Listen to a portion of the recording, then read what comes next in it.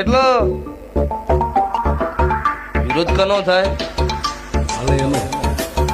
માર્કેટમાં જેનું પોજડું ચાલે ને એનો જ વિરોધ હોય. કર્મો 7 વાગે ગોદડું ઓઢ્યું હોય એને ખબર છે ગાયો 7 વાગ્યા સિવાય બહાર જ નહીં આવતો. શું વિરોધ કરવાનો ભાઈ?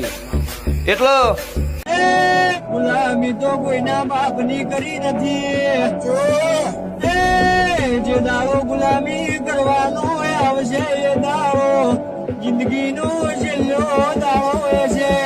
માટિયા દળ ગાવાની જિંદગી વળતી જીવીને જવાનું છે.